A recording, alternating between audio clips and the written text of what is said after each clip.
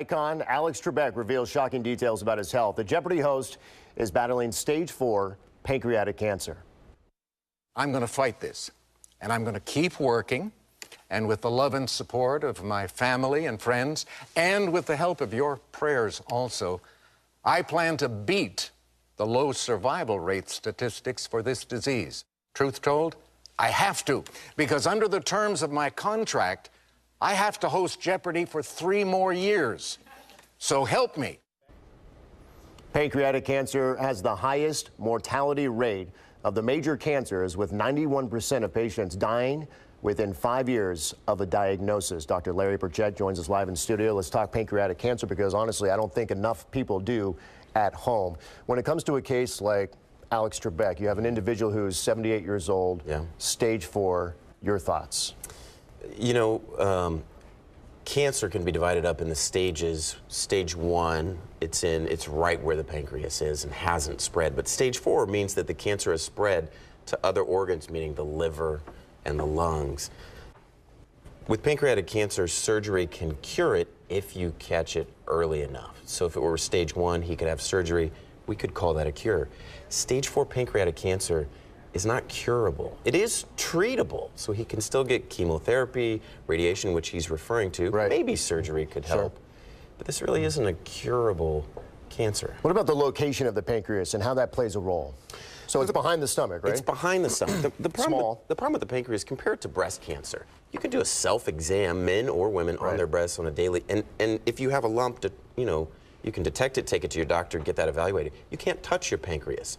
It's behind your stomach, it's back. So unfortunately, many of these cases, when they come in, they're causing other problems because a tumor has gotten big enough that we notice it.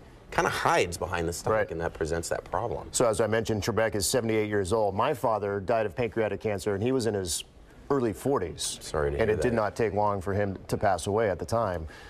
So because when you hit 40, so people say, so why is that, you know? And you would think, why someone in his early 40s, because here we have someone in his 70s, and I know cancer strikes everyone of all ages, but why all of a sudden at age 40 do doctors tend to say, people got to be on the lookout for this pancreatic cancer?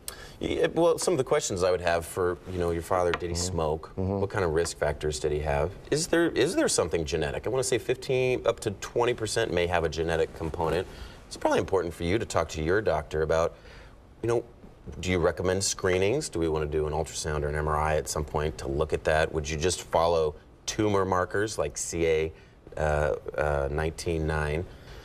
So when you talk about prevention, are there, I've been to the doctor, you talk about testing my son, I think we did a couple blood tests. Yeah. But I don't think it's a 100%, hey, you're clear. No, it's not. So there really isn't anything per se for pancreatic cancer when it comes to prevention.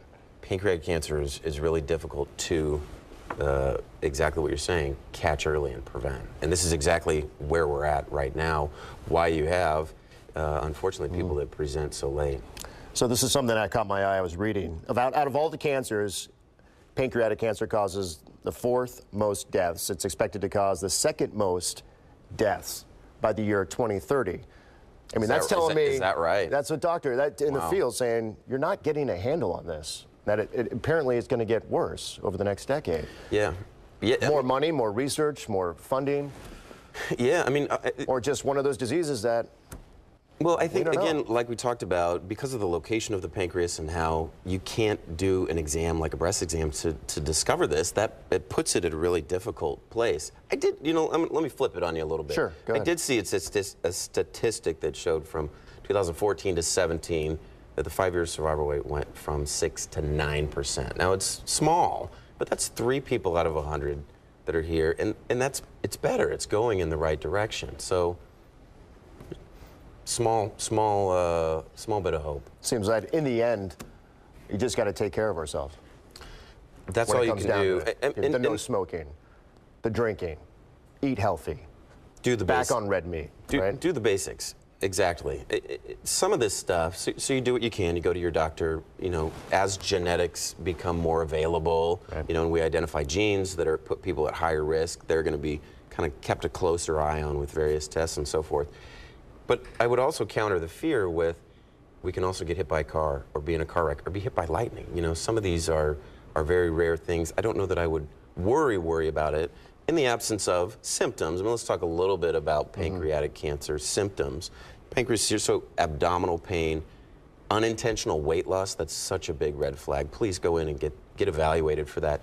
Changes to your stool, to your bowel movements, kind of fatty, oily, greasy bowel movements are kind of are associated with it. And then jaundice, if your skin turns yellow, your eyes turn yellow. Those are kind of the classic pancreatic cancer symptoms. Absolutely go in soon to be evaluated for that. Dr. Larry, always a pleasure. Thanks for coming on. Yeah. Appreciate your time. All right, gracias, Sal. We'll send it back to you.